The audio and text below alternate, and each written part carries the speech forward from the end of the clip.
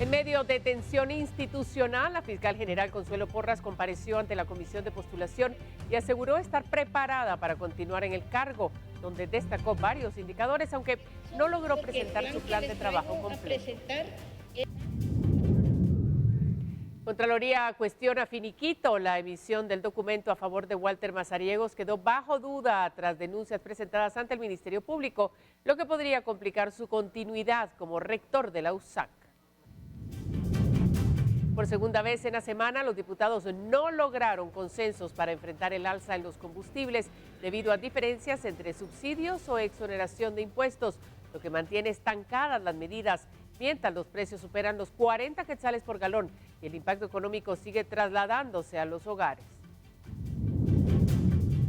Récord histórico en remesas. Guatemala superó los 2.441 millones de dólares en marzo y alcanzó un crecimiento de 21.9% interanual, lo que marca un repunte tras la baja observada a inicios de año. Israel y Líbano prevén negociaciones en Washington la próxima semana.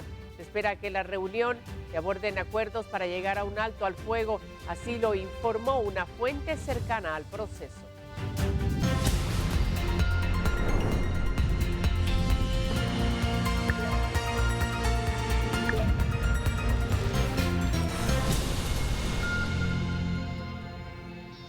¿Cómo se encuentra? Buenas noches, gracias por estar con nosotros. Esta es la emisión estelar de Noticiero Guatevisión. Estamos listos para llevarle lo más importante de la información. Vamos a comenzar. 2 días después de las manifestaciones en la USAC, en la Universidad de San Carlos de Guatemala, que terminaron con un portón derribado, y uno después de la reelección de Walter Mazariegos, el Ministerio Público realizó allanamientos para deducir responsabilidades en medio de un fuerte dispositivo de seguridad de la Policía Nacional Civil.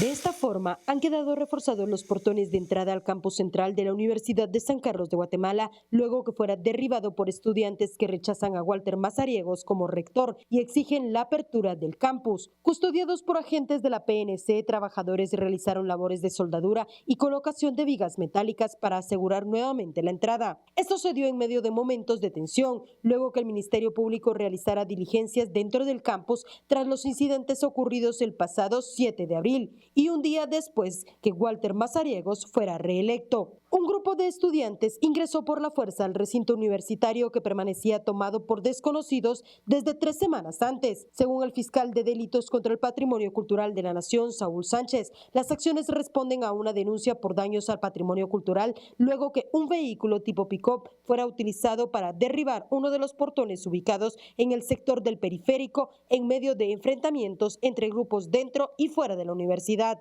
Referente a la denuncia MP01-2026-22.925, en la cual se registraron hechos contra este recinto universitario, el cual es Patrimonio Cultural de la Nación. Es bastante importante indicar de que fuimos autorizados por las autoridades legítimas de la Universidad de San Carlos de Guatemala para ingresar a realizar las diligencias de inscripción correspondientes. Hemos trabajado con 20 fiscales y arquitectos a manera de determinar si los edificios han sufrido algún tipo de daño al detrimento al patrimonio cultural de la nación. Para el desarrollo del operativo se contó con el apoyo de aproximadamente 400 agentes de la Policía Nacional Civil, dentro de ellos fuerzas especiales, quienes permanecieron desplegados en los accesos principales sobre la avenida Petapa y el periférico, mientras los fiscales realizaban inspecciones y universitarios manifestaban. Durante la cobertura periodística se registraron restricciones para algunos medios de comunicación, mientras a determinados equipos se les permitió el ingreso. La comisaria de la PNC, Diana Ramos, jefa de operaciones en el lugar, negó el acceso a periodistas de Noticiero Guatevisión y Prensa Libre, advirtiendo incluso posibles acciones si se intentaba ingresar, pese a que otros colegas ya se encontraban dentro del recinto universitario. Que no nos deje ingresar a la Universidad de San Carlos de Guatemala, siendo un lugar público, vulnera también el artículo 35, el artículo 34, considerando que usted está en este momento también violando un derecho. Por ello vuelvo y le reitero, basados en qué artículo usted no permite que nosotros, por ejemplo, podamos ingresar a la universidad cuando adentro hay otros medios que se encuentran documentando lo que está realizando el Ministerio Público y que han ingresado por esta puerta. Me fundamento en el artículo 1, 2, 3 y 4 de la Constitución Política de la República, donde establece los bienes jurídicos tutelados primordiales, que es la vida, la integridad física, el orden público, el desarrollo. La PDH tomó la denuncia del impedimento al ejercicio periodístico bajo el posible delito de abuso de autoridad, reportó Andrea Domínguez y Moisés Sheck. Y denuncias de la Contraloría General de Cuentas podrían bloquear la emisión del finiquito y complicar la toma de posesión de Walter Mazariegos como rector reelecto de la Universidad de San Carlos.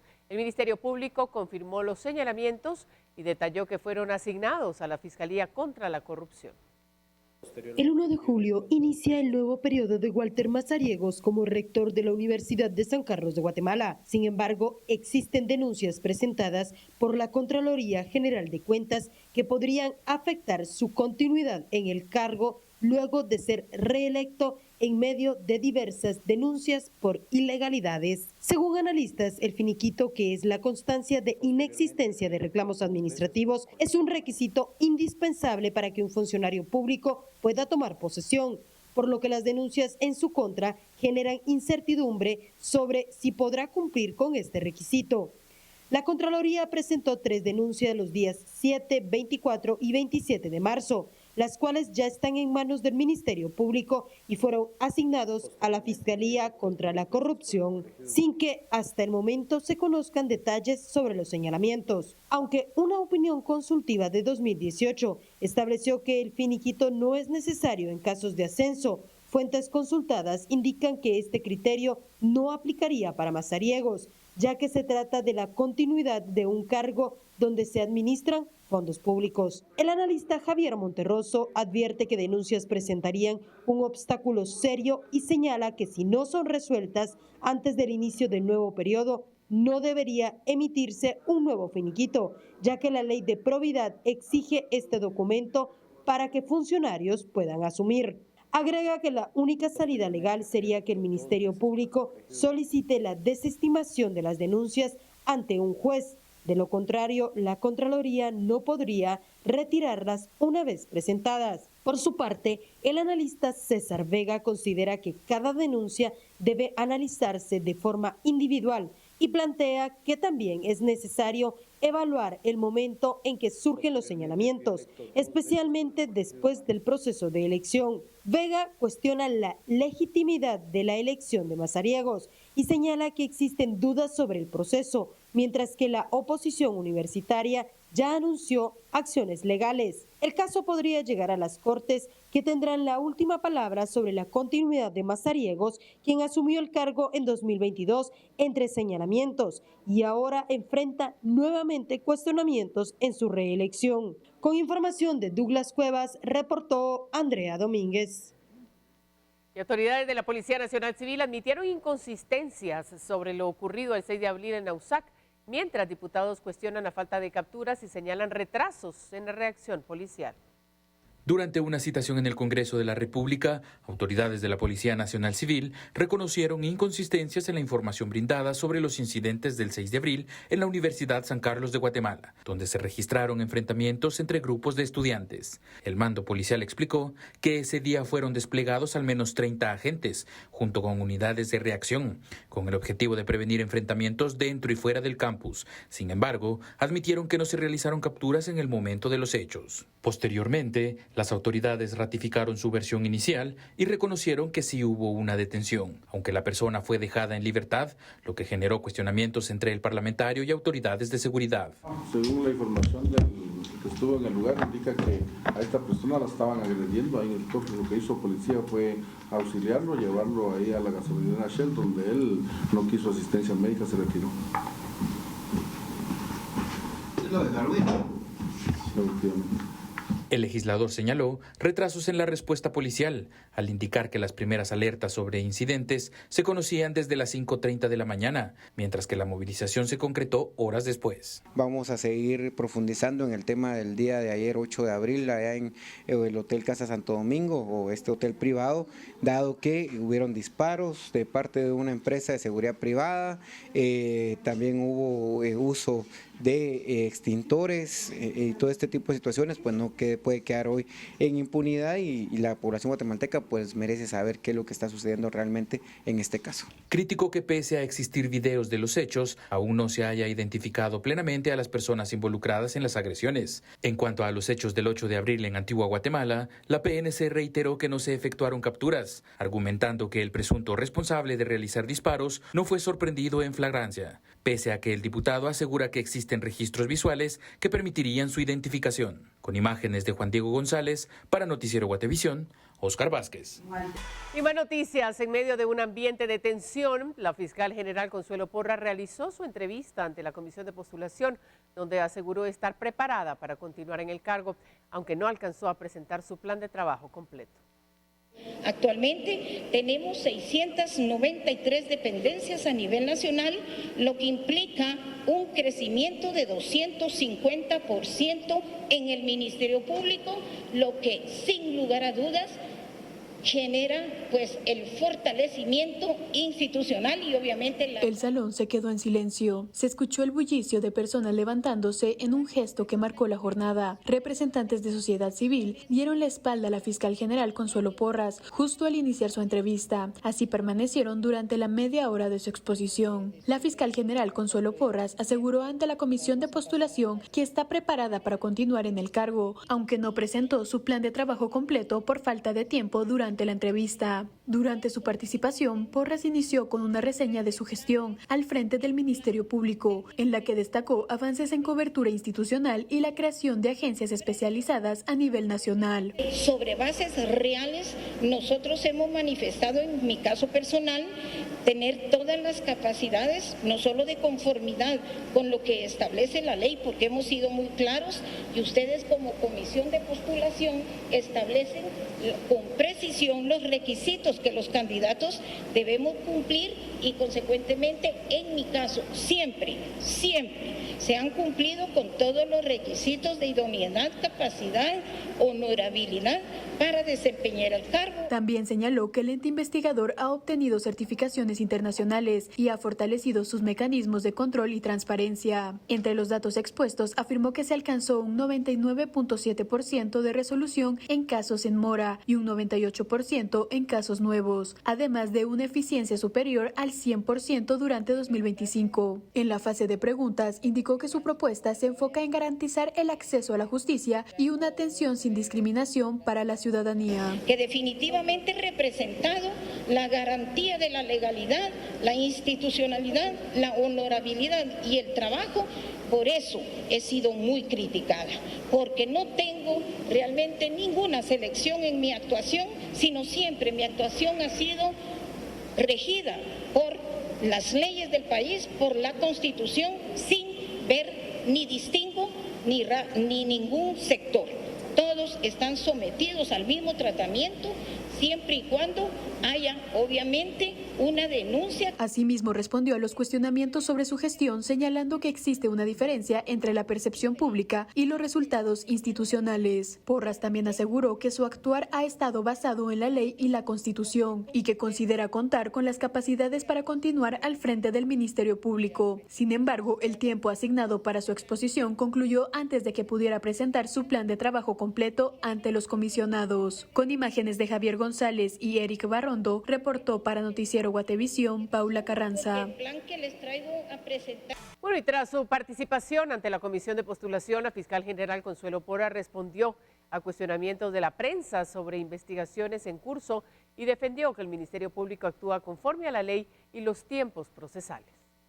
Tras su participación ante la Comisión de Postulación, la fiscal general Consuelo Porras respondió a cuestionamientos de la prensa sobre investigaciones en curso y señalamientos a su gestión. En un intercambio con periodistas, Porras aseguró que el Ministerio Público mantiene abiertas todas las líneas de investigación y que los resultados se darán a conocer conforme avancen los procesos. Gustaría mucho Me gustaría mucho que para poder informarle a la población en su justa dimensión, la verdad de las cosas, pudieran enterarse.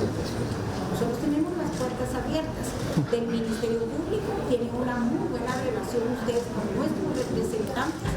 No, eso no es cierto. Invitan solo a ciertos medios. Fotografías de periodistas donde impiden el acceso. Invitan solo a ciertos medios. Yo he pedido 25 veces una entrevista con usted y no me escucha, pero 25 veces para entrevistarla y usted no ha querido. Usted no ha querido. También indicó que las investigaciones no dependen únicamente del ente investigador, ya que en varios casos se requiere apoyo internacional para rastrear información financiera y otros elementos clave. Ante cuestionamientos sobre casos vinculados a exfuncionarios, señaló que las acciones del Ministerio Público se desarrollan conforme a los tiempos y procedimientos legales y no puede evaluarse únicamente por su duración. Además, explicó que algunas investigaciones han sido suspendidas por resoluciones judiciales que obligan a esperar la resolución de procesos en otras instancias, como la vía contencioso-administrativa. Durante la conferencia, la fiscal defendió el trabajo del Ministerio Público, asegurando que se actúa con objetividad y en apego a la ley. ¿Cuál es su plan después de eso? Mi plan es seguir trabajando en favor de mi país. Muchas gracias. También respondió a críticas sobre la comunicación institucional, indicando que el ente investigador mantiene espacios abiertos para informar sobre los avances de los casos. El intercambio incluyó cuestionamientos sobre la transparencia y el acceso a la información, así como sobre discusiones tomadas durante su gestión. La fiscal general concluyó su participación reiterando que el Ministerio Público seguirá desarrollando investigaciones bajo los procesos legales establecidos, mientras continúa el proceso de selección del próximo jefe del ente investigador. Con imágenes de Javier González y Eric Ávila, reportó Paula Carranza. Por ello, eso es parte de lo que la Comisión de Postulación desarrolló el tercer día de entrevistas a aspirantes a fiscal general, donde 12 profesionales presentaron sus propuestas y coincidieron en la necesidad de reformar y fortalecer el Ministerio Público. Su tiempo, ahí está el cronómetro para que usted pueda verlo. Vamos a respetar los tiempos. La Comisión de Postulación desarrolló el tercer día de entrevistas a candidatos a fiscal general en una jornada en la que 12 profesionales expusieron sus planes de trabajo, con énfasis en propuestas para reformar el Ministerio Público. Entre los aspirantes participó el actual fiscal general Consuelo Porras, junto a otros candidatos que buscaban integrar la nómina final que será remitida al presidente de la República. Uno de los ejes más repetidos durante la exposición fue la necesidad de una persecución penal estratégica, enfocada en priorizar casos de alto impacto, con respeto a los derechos humanos y criterios de objetividad. Y se han presentado marchas en favor del caso del señor Benjamín Abril. La siguiente, por favor. También hubo conciencias en la importancia de fortalecer el Ministerio Público mediante la profesionalización del personal fiscal y el refuerzo en su autonomía institucional como base para investigaciones imparciales. Otro de los temas recurrentes fue la atención a las víctimas, con propuestas enfocadas en mejorar el acompañamiento durante el proceso judicial. Además, varios postulantes plantearon la modernización del sistema a través del uso de tecnología para garantizar la gestión de casos, mientras que la transparencia en el manejo de recursos públicos también figuró entre los ejes centrales. Este proceso está por concluir. El 17 de abril ya debe de estar finalizado el listado que se le presentará al presidente Bernardo Arévalo. Con imágenes de Javier González y Eric Ávila, reportó Paula Carranza. Las noticias: Guatemala rompió récord en remesas familiares durante marzo al superar los 2.400 millones de dólares en medio de tensiones internacionales y el alza en el precio del petróleo, marcando un repunte clave en la economía del país. Guatemala alcanzó un nuevo récord en el ingreso de remesas familiares durante marzo de 2026 al registrar 2.441 millones de dólares, equivalente a más de 18.600 millones de quetzales, según datos oficiales. Este monto no solo supera los registros de los últimos 12 meses, sino que también representa un incremento del 21.9% en comparación con marzo del año pasado, cuando se reportaron poco más de 2.000 millones de dólares. El repunte en el envío de dinero por parte de migrantes, principalmente desde Estados Unidos, ocurre en un contexto internacional marcado por tensiones geopolíticas en Medio Oriente y el alza en los precios del petróleo, factores que han generado volatilidad en los mercados globales. De hecho, marzo rompe la tendencia observada a inicios de año, ya que en enero y febrero las cifras fueron menores, con 1.954 y 1.893 millones de dólares respectivamente. Con este resultado, el país acumula en el primer trimestre del año un total de 6.290 millones de dólares en remesas, reflejando un crecimiento sostenido frente a 2025, cuando el cierre anual fue de 25.530 millones. Este comportamiento coincide con el encarecimiento de los combustibles y un escenario internacional incierto que podría seguir influyendo en la dinámica económica del país. Con información de Urias Gamarro para Noticiero Guatevisión, Paula Osaeta. Mire, y los precios de los combustibles siguen sin una tendencia clara, lo que obliga a los usuarios a cambiar sus hábitos de movilidad, mientras el gobierno mantiene sobre la mesa la posibilidad de un subsidio ante la incertidumbre del mercado. Son varias semanas que el precio de los combustibles han ido al alza y en ese sentido, aunque este último miércoles el petróleo había bajado de precio, este jueves volvió a subir, a lo cual han señalado de que los precios son volátiles.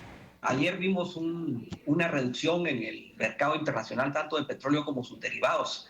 Esto producto de algunas situaciones geopolíticas y negociaciones que se dieron entre los países que en conflicto en el área del Estrecho de Hormuz.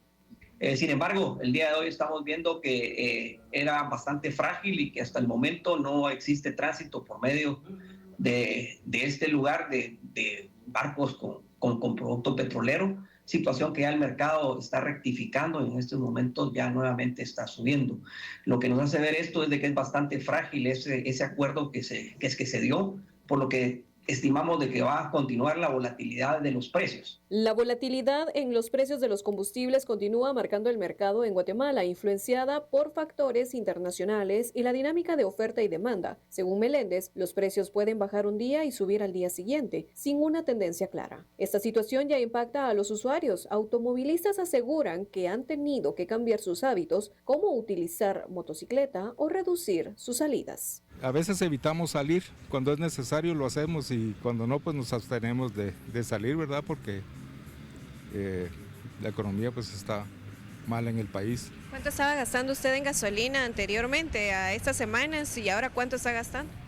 Gastábamos alrededor de 800 mensual y ahora alrededor de unos 1.200 mensuales. 400 más. Y está afectando porque con el tráfico que se hace y toda la cuestión, ¿verdad? Sí, prácticamente se estoy gastando entre 100 y 80 quetzales diarios de gasolina. Pues, ¿y antes cuánto gastaba? Antes echaba 100 quetzales cada 2 días. Uso más la moto, correcto, sí. ¿Y el carro cada cuánto lo saca? Ay, lo sacamos todos los fines de semana. ¿Por lo mismo? Por lo mismo, que la moto ahorra más uno y más rápido. ¿Y aún así está gastando más? Y aún así se gasta más, sí, casi el doble. En tanto, taxistas afirman que han tenido que ajustar sus tarifas para poder cubrir los costos del combustible. Los ingresos ya no son los mismos, ¿verdad? Personas, clientes molestos porque obviamente uno tiene que incrementar el valor del viaje, ¿verdad? Y eso pues sí afecta, ¿verdad?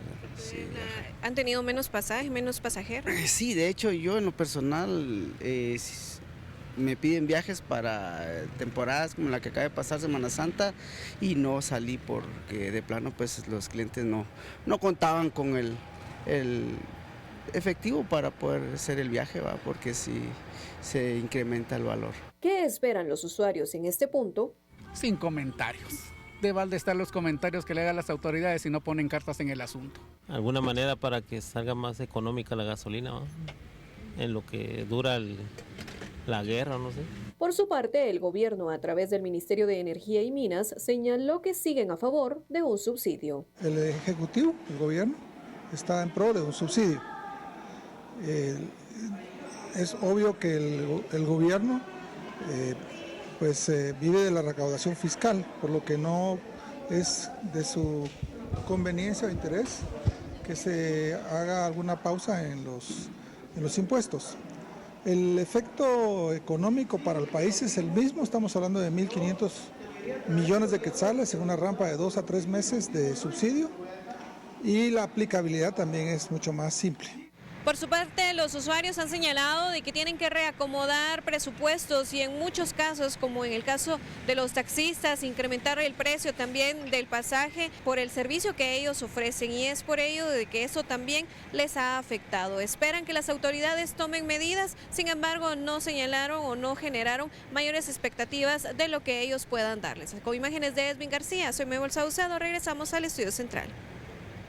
Bueno, el mercado La Terminal se pronunció ante el alza del combustible y anunció su oposición a un posible subsidio dirigido a empresarios y transportistas, al considerar que se trata de una medida a corto plazo que no representa los intereses de toda la población.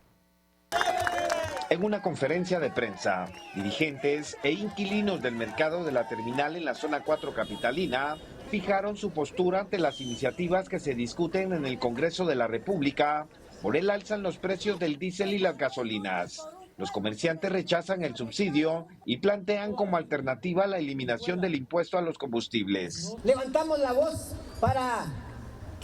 porque nos oponemos al subsidio, porque esta decisión representa un negocio para los diputados y empresarios afines a sus intereses y más pobreza para el consumidor final. Esta decisión es pan para hoy y hambre para mañana, el hecho de dar subsidio. Nosotros no queremos ni un subsidio de gasolina, queremos que le quiten el impuesto a la gasolina, porque el pueblo de Guatemala ya no aguanta esto. También manifestaron su preocupación por la disminución de compradores en el mercado, que estiman entre un 40 y 50% desde el inicio de la escalada en los precios del combustible. Aseguran que esta situación ha impactado en el costo de la canasta básica, verduras, abarrotes, carnes y otros productos. Hemos tenido una disminución de un 40-50% en los compradores, ya que por el tema de los combustibles y todo, ¿verdad? Todo ha subido. Las amas de casa no les alcanza el dinero, ¿verdad? Acuérdense de que así como le subieron al sueldo mínimo, lo vinieron a triplicar los gastos, y esto lo siente el consumidor final. O sea, el mercado lo siente, y no es que el mercado quiera subirle el precio, ya los productores ya vienen con los precios altos. Los inquilinos del mercado de La Terminal indicaron que esperan respuestas concretas de las autoridades sobre medidas que beneficien a toda la población. Con imágenes de Byron Baiza para Noticiero Guatevisión, Juan Pablo Garrido. Bueno, y todo esto porque en el Congreso de la República se continúa sin alcanzar acuerdos para enfrentar el alza de los precios de los combustibles. Las diferencias entre aprobar un subsidio o exonerar impuestos mantienen estancadas las medidas, mientras el impacto económico sigue trasladándose a los guatemaltecos. Por segunda ocasión en la semana, el Congreso de la República no logró consensos para aprobar medidas que mitiguen el alza en los combustibles, en medio de un escenario marcado por la división entre bloques legislativos. Los jefes de bloque están discutiendo, y si hay un acuerdo se va a hacer una nueva iniciativa para que sea producto del acuerdo político de esa instancia, y que no va a salir Pedro y Juan diciendo que ellos son la iniciativa de ellos. Entonces, para ir creando ese acuerdo debe haber gobernanza en la propuesta de la iniciativa. Las discusiones se han centrado en dos propuestas principales: la implementación de subsidios directos al precio del combustible o la exoneración temporal del impuesto a la distribución del petróleo. Sin embargo, ninguna de las dos opciones ha alcanzado el respaldo necesario para avanzar en el Pleno. El oficialismo continúa con la propuesta de un subsidio, y la mayoría de jefes de bloque estamos con la postura de una propuesta híbrida, donde se pueda exonerar de manera temporal el impuesto de petróleo y combinarlo con el subsidio para el diésel, que es lo que mayormente se consume en el país. Incluso se han planteado alternativas mixtas que combinan ambos mecanismos, pero las diferencias políticas han impedido concretar un acuerdo definitivo, prolongando la falta de respuesta ante el incremento sostenido de los precios. El estancamiento legislativo ocurre en un contexto donde el costo del combustible ha superado los 40 quetzales por galón en algunos casos, presionando el costo de la vida y afectando directamente al transporte, la producción y la canasta básica. Lastimosamente, las diferentes propuestas de las bancadas siguen sin llegar a un consenso. Está una propuesta que es el subsidio por medio de una readecuación presupuestaria, ya no una ampliación presupuestaria. Esa es la propuesta del Ejecutivo, y algunas bancadas de oposición como UNE y Vamos ellos pretenden eliminar el IDP, el impuesto a los combustibles. La falta de acuerdos ha retrasado la aprobación de cualquier medida concreta, lo que mantiene la incertidumbre en distintos sectores económicos que dependen directamente del comportamiento de los precios del combustible. Mientras tanto, jefes de bloque se reunirán nuevamente el próximo lunes en busca de consensos, lo que prolonga la incertidumbre sobre posibles alivios económicos para la población. Con imágenes de Juan Diego González para Noticiero Guatevisión, Oscar Vázquez. Atención, porque al menos 7 ataques armados registrados este jueves 9 de abril en distintos puntos de la capital, Villanueva y Palencia, dejaron 5 personas muertas y varios heridos, dentro de ellos una niña de 4 años. Una serie de ataques armados en la capital, Villanueva y Palencia, dejó 5 personas muertas y al menos 6 heridos en pocas horas. El hecho más grave ocurrió en la Séptima Avenida y Vía 4 de la Zona 4. Bomberos municipales confirmaron la muerte de 3 hombres, que fueron identificados como Jefferson López Mendoza, de 18 años, y Víctor Sean Chajón, de 42. Una tercera víctima no ha sido identificada. Todos presentaban heridas de bala. Se desconocen los detalles del ataque, pero de este mismo hecho, 2 hombres más resultaron heridos y fueron trasladados estables al Hospital General San Juan de Dios. Otro hecho ocurrió en la colonia Guajitos, Zona 21. En el lugar murió un hombre de 23 años y una niña de 4. Resultó herida y fue trasladada al ICS. En la Zona 1, un hombre de 34 años resultó herido de bala y fue trasladado en estado delicado a un centro asistencial de la Zona 10. 2 hombres fueron baleados en otro ataque, por lo que fueron trasladados al ICS y al Hospital Roosevelt. En la colonia La Verbena, Zona 7, un hombre de 25 años resultó herido. En la Zona 1 de Villanueva, los bomberos voluntarios detallaron la atención de otro hombre que fue trasladado con múltiples heridas de bala. En el cantón Ojo de Agua, Palencia, también atacaron un camión repartidor de golosinas. El piloto resultó herido de bala. Autoridades acudieron a los distintos puntos y buscaban establecer las causas de dichos hechos armados. Reportó Andrea Domínguez. Mire, agentes de la Policía Nacional Civil sorprendieron a 3 presuntos robafurgones cuando trasladaban la carga de un camión robado hacia otro vehículo. Además, rescataron al piloto del transporte pesado, quien habría sido obligado por los malhechores a desviarse de su ruta. Un piloto hondureño de transporte de carga fue secuestrado junto a su mercadería por 3 hombres en la frontera Pedro de Alvarado en Jutiapa. Su destino era llevar el producto proveniente de Honduras hasta Amatitlán. Sin embargo, 3 hombres utilizando un bloqueador de señal lo interceptaron y lo obligaron a cambiar de ruta, esto con el objetivo de robar la mercadería que transportaba. Agentes de la PNC, en seguimiento a la denuncia interpuesta por la empresa propietaria del camión, tras perder la señal del GPS, montaron un operativo que permitió la captura de los 3 hombres, esto por su presunta responsabilidad en el robo del vehículo, que transportaba 1.176 costaneras de metal valoradas en cerca de 180,000 quetzales. Los detenidos fueron identificados como Francisco, de 27 años, José, de 25 y Moisés, de 24 años. Fueron detenidos infraganti cuando trasladaban el producto hacia otro camión. La detención se produjo en la colonia El Sauce de Palín Escuintla. Se les decomisó el bloqueador de señal del GPS para movilizar fuera del radar la mercadería procedente de Honduras. El piloto fue liberado por los agentes policiales y narró cómo ocurrieron los hechos e identificó a los malhechores como los responsables del robo y ahora deberán enfrentar a la justicia. Reportó para Noticiero Guatevisión, Elmer Vargas. Y la Fiscalía del Ministerio Público de San Juan Zacatepeques investiga los acontecimientos que se suscitaron en San Pedro el pasado 6 de abril, que dejaron personas fallecidas, heridas y la incautación de 2 vehículos, armas de fuego y municiones. El incidente armado que dejó 4 personas fallecidas en San Pedro Zacatepeques continúa bajo investigación del Ministerio Público a través de la Fiscalía con sede en San Juan Zacatepeques, que confirmó el procesamiento de 3 escenas del crimen el pasado 6 de abril. La primera fue ubicada en la Sexta Calle y Séptima Avenida de la Zona 3, donde las autoridades incautaron un pick-up de modelo reciente así como marihuana. La segunda escena se localizó en el kilómetro 21.8 de la ruta que conduce hacia la ciudad capital. En ese punto fueron decomisadas varias armas de fuego, entre ellas un fusil AK-47 y municiones. La tercera escena fue procesada en el kilómetro 21.5 de la misma ruta, donde fue abandonada una camioneta tipo agrícola con reporte de robo. En su interior, fiscales localizaron fusiles, cargadores y abundante munición. Como resultado de las diligencias, el Ministerio Público detalló que una de las víctimas fue encontrada en la entrada a la colonia Vistahermosa. Según el Instituto Nacional de Ciencias Forenses, INACIF, la causa de muerte fue por heridas provocadas por proyectil de arma de fuego. Dentro del cementerio de San Pedro Zacatepeques fueron localizados otros 2 cuerpos, ambos completamente calcinados. El informe forense estableció que fallecieron a consecuencia de quemaduras térmicas. El cuarto fallecido, una mujer, fue ubicado en el kilómetro 27.5 de la ruta hacia Xenacoj. Presentaba heridas por arma de fuego y traumatismo cráneoencefálico.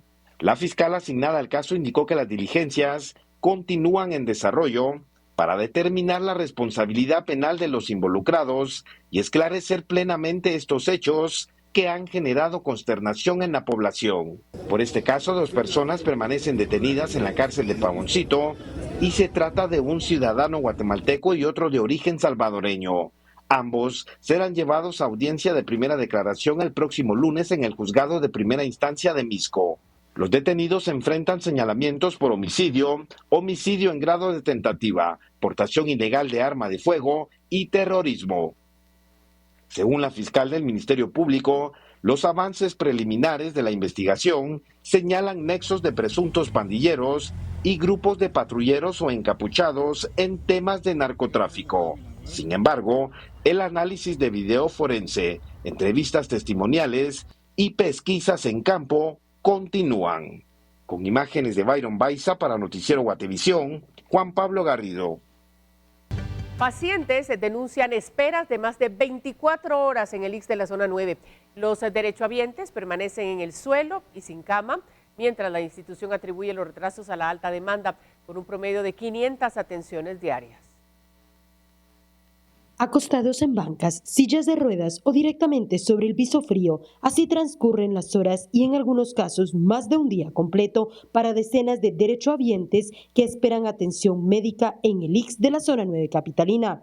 Familiares y pacientes describen jornadas agotadoras marcadas por el cansancio, el dolor y la incertidumbre. Algunos aseguran haber esperado más de un día sin ser ingresados, mientras escuchan una misma respuesta: no hay camas disponibles y la demanda supera la capacidad del hospital. Es realmente lamentable la situación que se vive en el ICS. Hay pacientes que tienen más de 12 horas de estar. En el caso de la paciente que yo traigo, venimos a las 8 de la mañana y son la 1:45 de la madrugada. Y pues aún no la han atendido, dicen que porque no hay cama. Yo la había traído por una situación y pues resulta de que hoy la traigo porque se empeoró el estado de salud, que ella pues en su momento no quisieron atenderla, ya diciendo de que no era necesario. Pues ya hemos casi transcurrido 14 horas en la espera de que sea atendido. Las imágenes muestran a personas enfermas intentando dormir sentadas. Otras se cubren con su propia ropa para soportar la madrugada. Todos esperan ser llamados por un médico. Usuarios denuncian retrasos en exámenes y diagnósticos. Afirman que esto prolonga el sufrimiento de los pacientes. También señalan problemas con la alimentación e indican que la comida les es retirada si no se consume de inmediato. Y cuando finalmente pueden ingerirla, el personal les dice que ya fue desechada. Hay pacientes que por indicaciones médicas no comen, ¿verdad? No pueden comer por algún examen que se les tenga que hacer. Y a altas horas de la noche, cuando ya los médicos dicen que sí pueden comer, y pues uno va a buscarles comida a los pacientes de la que dan acá en el ICS, resulta que ya la tiraron porque ya no había quien la pidiera. Otra mujer denunció que esperó 8 horas en una carpa para prueba de sarampión. Asegura que fue notificada como positiva, pero no recibió resultados oficiales. Tampoco obtuvo respuestas al contactar a los números proporcionados. Ante las denuncias, el Instituto Guatemalteco de Seguridad Social indicó que mantiene una política de cero rechazo y que en ningún momento los pacientes se quedan sin atención médica. La institución, por medio de un comunicado, explicó que utiliza un sistema de clasificación de urgencias para priorizar los casos más críticos, lo cual puede incrementar los tiempos de espera para otros pacientes. El ICS también informó que el Hospital General de Enfermedades registra un aumento del 18% en la demanda de atención durante los últimos días, situación que impacta en la disponibilidad de camas y servicios hospitalarios. Mientras tanto, en las salas de espera, la realidad es la misma para muchos. Largas horas, cansancio acumulado y la esperanza de que pronto llegue su turno para recibir atención médica. Reportó Andrea Domínguez.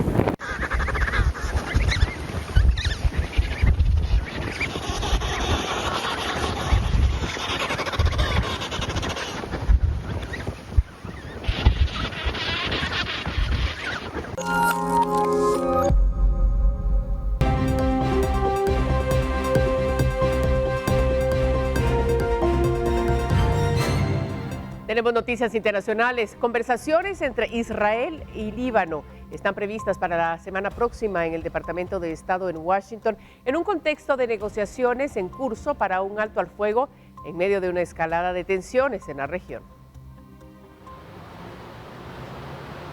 Conversaciones entre Israel y Líbano están previstas para la próxima semana en el Departamento de Estado en Washington, según informó el jueves a la AFP una fuente cercana al proceso. Un funcionario estadounidense confirmó que la reunión abordará las negociaciones en curso para un alto el fuego entre ambos países, en medio de una escalada de tensiones en la región.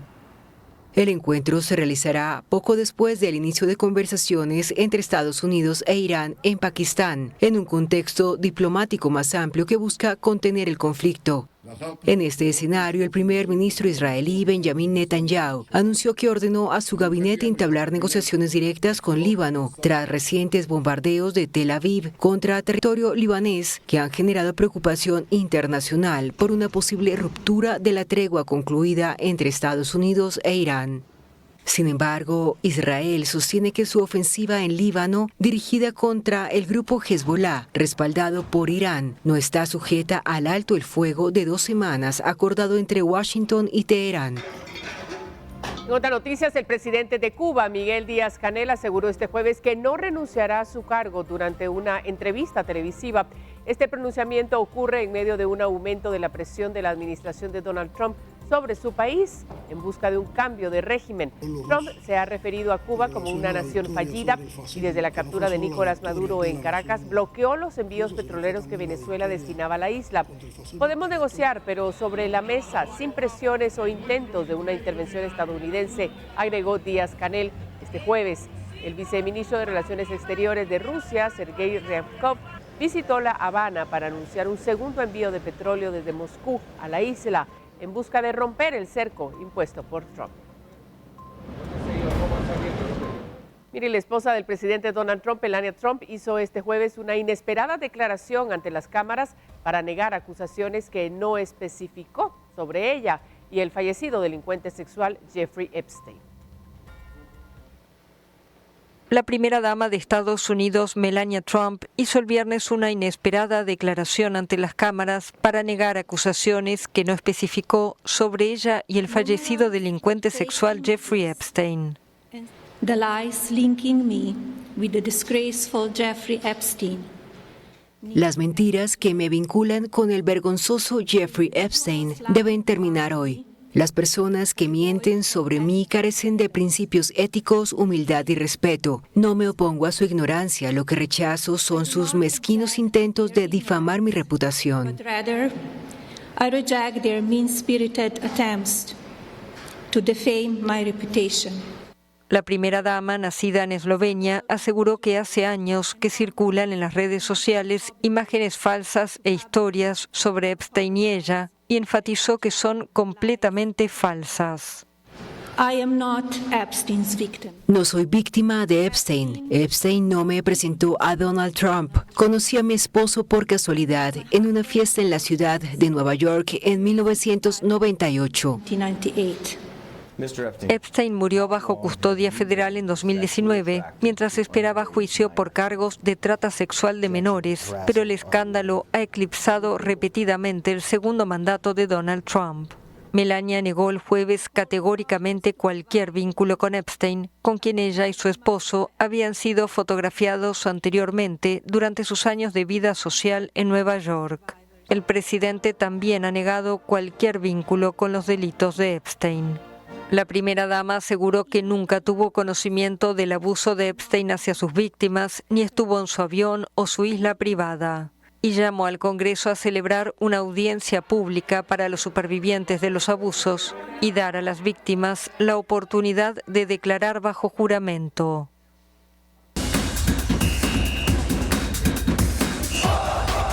Y la emoción de Clausura 2026 entra en su momento más tenso. A falta de solo 4 jornadas, la lucha por no descender se intensifica con varios equipos comprometidos y enfrentamientos directos que podrían definir su futuro. ¿Quién logrará salvar la categoría y quién dirá adiós a la Liga Nacional? Kevin Gordillo tiene toda la información. La angustia se apodera de la Liga Nacional. El Clausura 2026 entra en su recta final y la lucha por la permanencia está rojo vivo. Con solo 4 jornadas por disputar, 12 puntos separan a varios equipos de asegurar la salvación a caer a la primera división. Achuapa, el más comprometido, ocupando el último lugar de la tabla acumulada con 40 puntos y necesita sumar casi todo lo que resta para mantenerse con vida. Arriba aparece Guastatoya con 46 unidades, en la posición 11, todavía en la zona de alto riesgo. Pero la presión alcanza también a Marqués y Malacateco, ambos con 47, mientras Comunicaciones y Mictlán con 49 tampoco tienen margen de error. Una combinación de triunfos abajo y derrotas arriba podrían apretar aún más la pelea en la última fecha. El calendario añade dramatismo. Marqués afronta este sábado una visita crucial ante Mictlán en un duelo directo por la permanencia y cerrará la fase regular frente a Guastatoya en un choque que podría definir el descenso. Achuapa, por su parte, se juega gran parte de sus opciones este domingo ante Malacateco. Una derrota en casa lo dejaría al borde del abismo. Los resultados recientes han convertido esta pelea en una montaña rusa. Mientras Achuapa llega presionado por su mala racha, Marquense y Malacateco han rescatado puntos claves que mantienen viva la esperanza. En estas últimas jornadas, cada partido será una final de supervivencia. Para Noticiero Guatevisión, Kevin Gordillo. Con la información del deporte nos vamos a despedir. Gracias por su atención. Por supuesto, mañana regresamos con más información. Por lo pronto, el mensaje de todas las noches. Descanse. Hasta pronto.